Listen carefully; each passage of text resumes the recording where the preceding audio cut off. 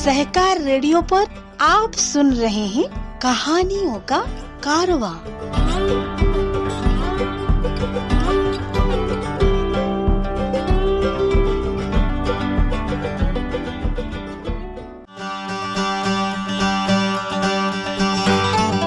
सहकार radio के श्रोताओं को पवन का नमस्कार।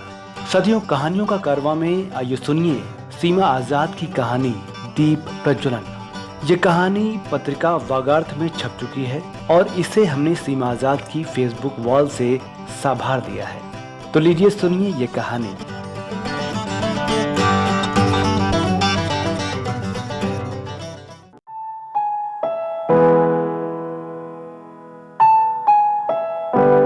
रामाधार ने साइकिल का पेडल स्थिर कर लिया और ब्रेक हल्का सा दबाकर दायां पैर सीट के पीछे की ओर उठाया और कुछ सेकंड इसी मुद्रा में रहने के बाद पैर घुमाते हुए साइकिल से उतर गया।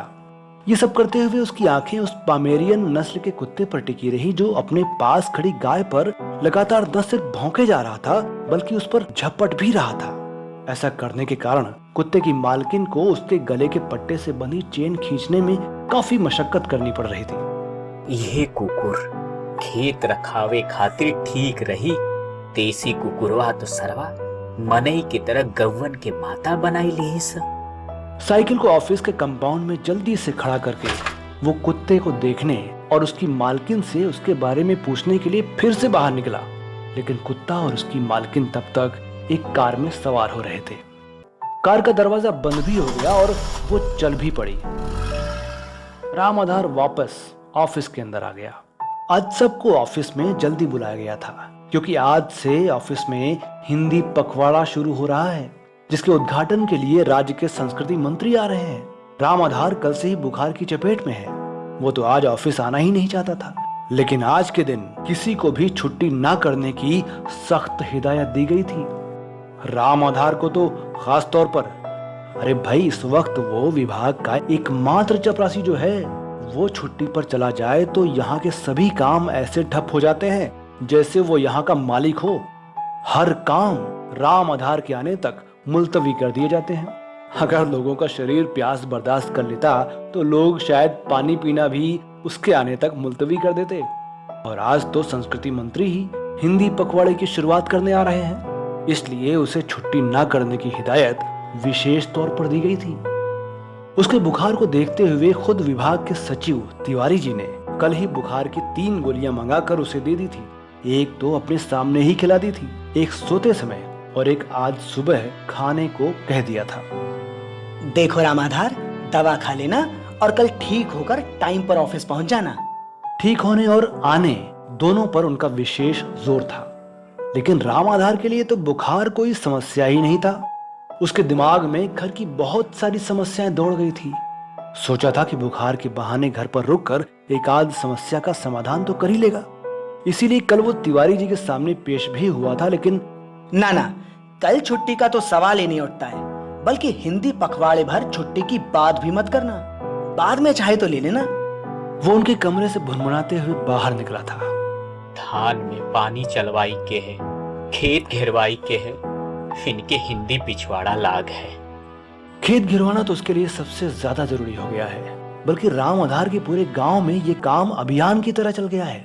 नहीं घिरवाने पर गौ माताएं खेतों में घुसकर फसल जो चट कर जा रही हैं। रामाधार की बीवी और 16 साल का बड़ा बेटा दिन भर में खेत का 20 चक्कर लगाते हैं। जब से गाय मारने पर रोक लगी है तब से रामाधार की रात खेत में ही बीत रही है, क्योंकि शहर के लोग अपनी बेकार गायों को गाड़ी में भरकर रात के समय शहर से सबसे करीब इस गांव में छोड़कर चले जाते हैं। इससे गांव में अचानक छुट्टा गायों की संख्या बढ़ गई है, जिनको खाने के लिए तो कुछ चाहिए ही।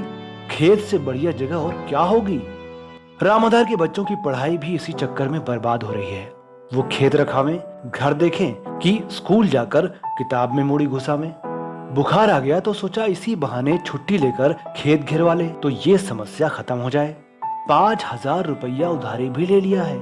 खूंटे के लिए लड़के ने पेड़ों के ठूठों का इंतजाम भी कर लिया है। बस कटीला तार खरीदना बाकी रह गया है। उसकी बीवी आज सुबह ही उसके ऑफिस आने पर बड़बड़ा रही थी। जब फसल के नुकसान होइए जाई तो खेत घेरवाई के का करब? उधारियों चुकावे के जुगत ना बैठी। ये कौन नौकरी है कि हारी बीमारियों नहीं जानत। चुप रहा, जब देखा अजगुने भागत रही। पत्नी की बात को अपशगुन बताकर राम आधार ने बीच में ही काट तो दिया था, लेकिन ऑफिस के अंदर घुसते ही यही चिंता उसके दिमाग की अधिकांश जगह घेरे हुए है। ऑफिस के अंदर अभी वो घुसा ही था कि उसे सिंह साहब दिख गए। राम आधार को देखते ही सिंह साहब का मुरझाया चेहरा हरा भरा हो गया। अरे भाई रामाधार, आज तुमसे कहा गया था जल्दी आने को, पर तुमने 9:15 बजा दिया यार। अपने ही मन की करते हो। चलो पहले एक गिलास पानी पिला दो, फिर हॉल में कुर्सियां लगाना शुरू करो फटाफट। कल के बुखार को देखते हुए सिंह साहब इस समय उससे थोड़ा विनम्रता से पेश आए। सुबेरे बुलाए के गड़ियों धुआई लेवा करा। मन ही मन सिंह साहब को कोसता हुआ राम आधार वाटर कूलर की ओर बढ़ गया। बगल में रखा गिलास उठाकर पानी भरा और सिंह साहब के पास जाकर उनके हांफते हुए हाथ में पकड़ा दिया। पानी पीकर उन्होंने गिलास वापस किया और राम आधार गिलास लेकर वाटर कूलर की ओर बढ़ा। गिलास मेज पर रखकर उसने खुद पानी पीने के लिए चुल्लू बनाया ही था कि हॉल के अंदर से भागते हुए पांडे जी निकले। राम आधार को देखते ही चिल्ला पड़े, क्या जी, समय उमय का कुछ पता होता है कि नहीं? कल इतना सहेजा गया था, फिर भी इतनी देर में आ रहे हो। अच्छा चलो अब फटाफट काम पर लगो, सब कुर्सी उर्सी लगा दो और उसको कपड़े से पोंछ भी दो। और सुनो, कुर्सियों की दोनों कतारों के बीच में आज कारपेट भी डाल देना। मंत्री जी इधर ही से चलकर आएंगे।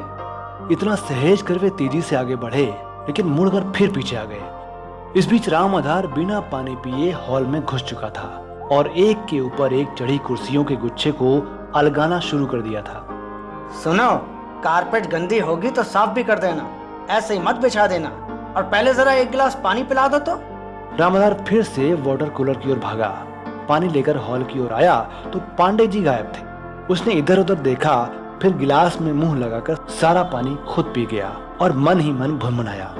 पनियों ना ही पियन देते। वो वापस कूलर के पास पहुंचा ही था कि पांडे जी वहीं अवतरित हो गए। कहाँ गया पानी? जी साहब, अभी दे रहे हैं। पानी देने में इतनी देर? अरे आज जरा जल्दी जल्दी हाथ चलाओ। पांडे जी को पानी का गिलास पकड़ाकर फिर उनसे गिलास लेकर धोकर उसे मेज पर रखकर वो कुर्सियां लगाने में लग गया। दवा के असर से आज उसे बुखार तो नहीं था, लेकिन पूरा शरीर सुस्ती और पीड़ा से भरा हुआ था। ऊपर से गुस्सा भी था। उसने अपनी गति तेज नहीं की, बल्कि आराम से करता रहा। ऑफिस के बाकी लोगों में आज रोज से विपरीत अलग किस्म की फुर्ती आ गई थी। सभी इधर उधर दौड़ रहे थे। वे दौड़ दौड़ के कर क्या रहे थे, ये बात रामाधार को समझ में नहीं आ रही थी, क्योंकि सारा काम तो सब उसी को बताए जा रहे थे। लेकिन हाँ, दौड़ते दौड़ते जब उन्हें प्यास लग जाती तो वे हॉल में झांक कर उसे आवाज लगाते और पानी मांगते। अब तक सुधाकर जी, श्रीवास्तव जी और शंकर साहब उससे पानी मांगकर पी चुके थे। इसके बावजूद उसने 1 घंटे के अंदर पूरे हॉल में कुर्सियां लगाकर उसे पोंछ भी दिया। अब वो कारपेट निकालने के लिए स्टोर की ओर जा रहा था कि सिंह साहब फिर से दिख गए। रामाधार, हॉल तैयार नहीं हुआ अभी तक, गति बढ़ाओ, 1 बजे से कार्यक्रम है। रामाधार चिढ़ गया। करते तो है तब ही से, बैठा थोड़ा है। अच्छा ठीक है, जल्दी जल्दी कर दो। और सुनो, मंच की कुर्सी मेज भी ठीक कर देना और मेज पर सफेद वाली चादर डाल देना। वो स्टोर रूम में घुसा, कारपेट खींचा तो वो धूल से हटी थी, जिसे देखकर उसे और भी गुस्सा आया। मन ही मन वो बड़बड़ाया, ये मटिया कालीन पर चली हैं, लेकिन भूई गोल पड़ी जाए तो जना मुचुक जाए। पहले उसने सोचा कि कालीन को बिना साफ किए ही बिछा दे, लेकिन सोचा कि साफ तो करना ही पड़ेगा। 2 बार मेहनत करने से क्या फायदा।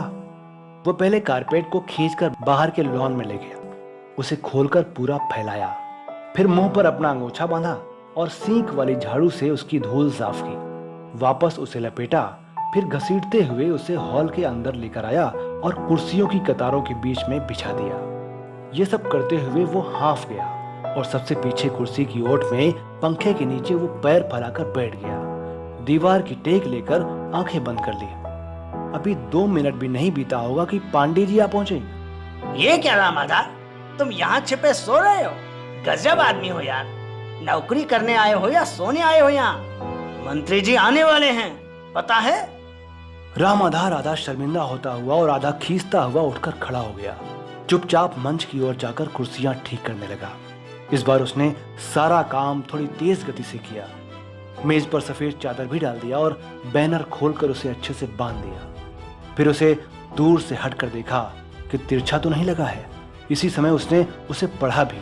हिंदी पखवाड़ा, अच्छा तय ससुर पिछवाड़ा नहीं पखवाड़ा है, लेकिन ये होत का है? रामाधार को यहाँ नौकरी करते साल भर हो रहा है।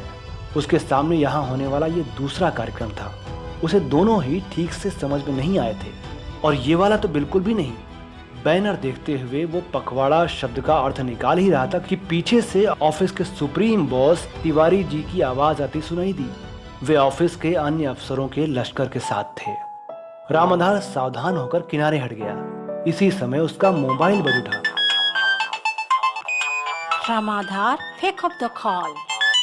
रामाधार फोन उठाओ। Ramadhar pick up the call. ये रिंगटोन उसके बेटे ने उसके फोन में सेट कर दिया है। उसने जल्दी ही पैंट की जेब में हाथ डालकर फोन निकाला और फोन काटकर वापस पैंट में डाल लिया। तिवारी जी मंच के करीब आए तो रामाधार पानी लाता हूँ साहब कहकर भागा। पानी लेकर वापस आया तो वे मंच पर रखा दीप स्टैंड देखकर बड़बड़ा रहे थे और उनके पीछे खड़ा लश्कर खिसियाया सा उनकी बात सुन रहा था। रामाधार ने पानी तिवारी जी की ओर बढ़ा दिया। पानी पकड़े पकड़े उन्होंने रामाधार को गुस्से से देखा और बोले, तुम्हें गंदा संदा कुछ दिखाई नहीं देता क्या? देखो दीप स्टैंड कितना गंदा दिख रहा है। देखा ना होता तो ये ऐसे ही रखा रहता। मंत्री जी क्या इसी में दीप प्रज्वलन करेंगे? कोई व्यवस्था ठीक नहीं। मेरी नौकरी लेने पर तुले हुए हो तुम लोग। उनके पीछे खड़े अफसर खिसिया भी रहे थे और रामाधार की ओर गुस्से में भरे घूर भी रहे थे। तिवारी जी ने अपना गुस्सा निकालकर हाथ में पकड़ा पानी का गिलास मुंह से लगा लिया। इससे उनका मुंह तो बंद हो गया, लेकिन इस खाली स्थान को पांडे जी ने भर दिया। ये तो यहाँ और भी बड़े मंत्री हैं। आज यहाँ पंखे की हवा खाने आए हैं ये। अभी मैं थोड़ी देर पहले हॉल में आया था तो जनाब कुर्सी के पीछे सो रहे थे। यहाँ काम करने आते हो या सोने आते हो? काम नहीं करना है तो नौकरी छोड़कर घर बैठो। इतने में तिवारी जी ने गिलास का पानी खत्म कर दिया और खुद बोलने लायक हो गए। पानी का गिलास रामाधार के हाथ में पकड़ाते हुए बोले, जाने दो, अभी बाद में देखेंगे इसे। नहीं काम करेगा तो इस साल इसका एक्सटेंशन रोक देंगे, किसी और को रख लेंगे। फिर वे जाने के लिए मुड़ गए, लेकिन फिर रामाधार की ओर तिरछे होकर बोले, आधे घंटे के अंदर हॉल पूरा फिट हो जाना चाहिए, पानी वानी की व्यवस्था सब। और अभी जाकर ये दीप स्टैंड चमकाकर यहाँ रख दो। वे पीछे की ओर हाथ बांधे आगे बढ़ गए। उनके पीछे पीछे उनका लश्कर भी हॉल से बाहर निकल गया। जाते जाते तिवारी जी लश्कर के लोगों को भी सहेजते जा रहे थे। देखिए अब सारी व्यवस्थाएं दुरुस्त कर लीजिए। मंत्री जी शहर पहुंच चुके हैं। उनको अपने परिवार के साथ द विलेज रेस्टोरेंट में बाटी चोखा खाने का मन है। खाने के बाद वे सीधे यहीं आएंगे। स्वागत की तैयारी कर लीजिए और फूल वगैरह सब रख लीजिए। उनके हॉल से बाहर जाने के बाद रामाधार दीप स्टैंड के पास पहुंचा। डांट से उसका दिमाग भन्ना गया था। सामने तो कुछ बोल नहीं सका, अब सारे जवाब वो मन में दे रहा था। 8,000 रुपया की टेम्पररी नौकरी और वो वैसन झड़ने जिसे 50,000 देते हैं। उसने दीप स्टैंड उठाया और बाहर लॉन में लगे नल के नीचे उसे धोने बैठ गया। मिट्टी से उसे रगड़ना शुरू ही किया था कि उसका फोन पैंट में से फिर बोल पड़ा, Ramadhar pick up the call. Ramadhar phone उठाओ। उसने जल्दी से हाथ धोकर फोन निकाला और फोन रिसीव किया। उधर से उसकी पत्नी की आवाज फोन से बाहर भी सुनाई देने लगी। कहत हई कितने बजे ले आई बा? हियां भरत आई हैं, कटिया तार बदे पूछत हैं, का कहीं? जौन मन करे तौन का और रख फोन, रात पिरा तौबे करब। पहले वाला गुस्सा बीवी पर उतारकर कटिया तार के लिए भरत से बात न कर पाने का गुस्सा वो दीप स्टैंड पर उतारने लगा। उसने उसे इतना जोर से रगड़ा कि वो एक बार में ही चमक गया।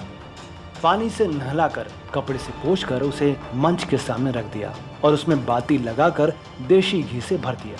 हॉल की सारी तैयारी फिट देखकर वो मेहमानों को पिलाने के लिए मेज पर पानी की छोटी छोटी सील बंद बोतलें रखने लगा, क्योंकि मेहमान आना शुरू हो गए थे। बोतल लगाते समय वो खुश हो रहा था कि उसे सबको गिलास में धो धोकर पानी नहीं पिलाना पड़ेगा। हॉल के अंदर की चहल पहल बढ़ गई थी और तिवारी जी, सिंह साहब, पांडे जी, श्रीवास्तव जी और दूसरे सभी अफसरों की भाग दौड़ भी अब राम आधार बाहर आ गया। कार्यक्रम 1 बजे शुरू होना था, लेकिन 2 से ज्यादा बज गए। मंत्री जी आए नहीं थे। वे जब तक आएंगे नहीं, कार्यक्रम शुरू नहीं होगा, और जब तक कार्यक्रम शुरू नहीं होगा तो खत्म होने के बारे में तो सोच भी नहीं सकते, और खत्म होने के पहले वो घर नहीं जा सकता। इसी खिसियाहट के साथ वो पानी की बोतल वाली मेज के पास खड़ा था। तभी मंत्री वाला हूटर बजने की आवाज आने लगी। ज्यादातर लोग गेट की ओर दौड़ पड़े। मंत्री जी आ गए, मंत्री जी, अरे मंत्री जी। संवेद फुसफुसाहट मिलकर जोर की आवाज बन चुकी थी। थोड़ी ही देर में राम आधार ने देखा तिवारी जी के साथ एक आदमी कुर्ता पजामा और सदरी पहने हॉल की ओर बढ़ रहा था। उसे याद आया उसने इस आदमी को टीवी में देखा है। वो सबको नमस्ते करते हुए आगे बढ़ रहा था। वो समझ गया कि यही मंत्री है। उसे मंत्री जी को देखते ही गुस्सा आने लगा कि आज उसके कारण उसे यहाँ रुकना पड़ा है, और ये याद कर तो और भी ज्यादा गुस्सा आया कि उसके जैसे ही किसी मंत्री ने ये गाय वाली समस्या खड़ी की है। मंत्री जी राम आधार के द्वारा साफ की गई कारपेट पर अपने पैर रखते हुए मंच की ओर गए और छोटी छोटी 4 सीढ़ी चढ़कर सबसे बीच की कुर्सी पर बैठ गए। तभी राम आधार ने देखा कि पांडे जी उसकी ओर भागे चले आ रहे हैं। यहाँ क्या खड़े हो? जल्दी एक गिलास पानी लेकर मंच के पास आओ, और हाँ, गिलास ट्रे में रख कर लाना, ऐसे ही नहीं। राम आधार जल्दी से वाटर कूलर की ओर भागा। वो पानी की गिलास ट्रे में रखे मंच की ओर तेजी से जा ही रहा था कि पांडे जी ने उससे ट्रे लगभग छीन लिया और मंत्री जी के आगे पानी खुद पेश किया।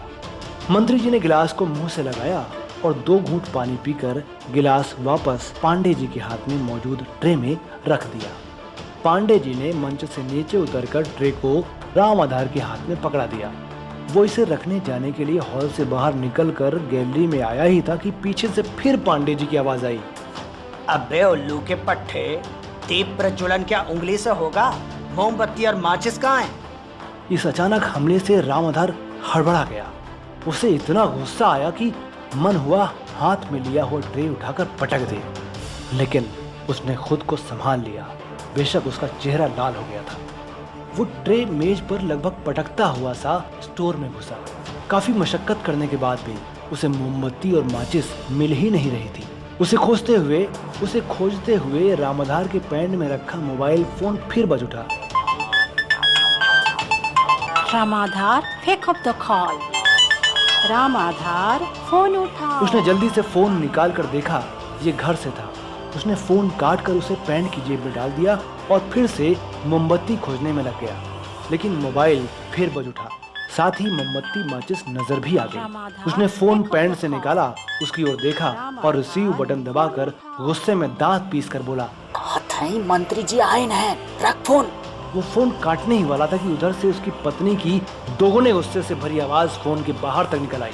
आग लगे तोरे मंत्री के, बेटवा के खेते में गैया मार दी है बा, आँखी बचीगा नहीं तो फूटिन जात। डॉक्टरी में आई है बजा रहे। पत्नी की बात सुनकर उसके होश उड़ गए। कान फोन से लगा था, दिमाग भन्ना गया था और आंख के सामने देखा कि पांडे जी उसकी ओर ही भागे चले आ रहे थे। अभी नजदीक भी नहीं पहुंचे थे कि उन्होंने चिल्लाना शुरू कर दिया। हरामखोर साला, दीप प्रज्वलन का समय हो गया और तू फोन पर लगा है। साले तेरी तो कल ही छुट्टी करवा दूंगा। राम आधार ने फोन बीच में ही काट दिया और उसे पैंट की जेब में डालकर सामने रखी मोमबत्ती माचिस उठाने दौड़ पड़ा। इस बीच पांडे जी को किसी ने आवाज दी तो वे राम आधार को किचकिचाते हुए हॉल की ओर भागे। साले, तुझे तो मैं कल देख लूंगा। बुखार, काम का बोझ, गर्मी, बेटे को गाय मार देने का तनाव और पांडे जी की गाली से राम आधार का दिमाग गर्मा गया था। वो पसीने से भीग गया। हाथ में मोमबत्ती और माचिस के साथ आगे बढ़ते हुए उसने अपना गुस्सा रिलीज किया। हद तेरी नौकरी की। वो हॉल के करीब पहुंचा तो माइक पर तिवारी जी की आवाज सुनाई दे रही थी। ये उनका स्नेह ही है कि माननीय मंत्री जी महोदय ने हमारे एक बार के अनुरोध पर ही यहाँ आना स्वीकार कर लिया। इसके लिए हम उनके हृदय से आभारी हैं। आपने यहाँ आकर हमारा और हमारे विभाग का मान बढ़ाया और हिंदी भाषा का महत्व भी। हम आपसे विनम्र निवेदन करते हैं कि कृपया अपने कर कमलों से दीप प्रज्वलन कर हिंदी पखवाड़े के कार्यक्रम का शुभारंभ करें। ये सुनते ही राम आधार तेजी से हॉल की ओर भागा कि कहीं देर न हो जाए। मंत्री जी दीप स्टैंड तक नीचे आने के लिए मंच से नीचे उतरने के लिए कुर्सी छोड़कर खड़े हो चुके थे। राम आधार को देखकर पसीना पसीना होते पांडे जी के चेहरे पर राहत आ गई और वे उसके हाथ से मोमबत्ती माचिस लेने के लिए लपक पड़े। लेकिन राम आधार सबको दाएं बाएं धकेलता खुद दीप स्टैंड की ओर आगे बढ़ा और बिना किसी की ओर देखे माचिस जलाकर जलती तीली सीधे दीप स्टैंड में बिछी बाती से छुआ दिया। बाती जल उठी। राम आधार ने दायां हाथ हवा में घुमाया और तिवारी जी, पांडे जी, मंत्री जी समेत पूरे लश्कर की ओर देखकर बोला, लो कर लो दीप प्रज्वलन। सब उसे अवाक देखते रहे और वो सबके सामने से अपने बिछाए गए कारपेट पर चलता हुआ तेज कदमों से हॉल के बाहर निकल गया।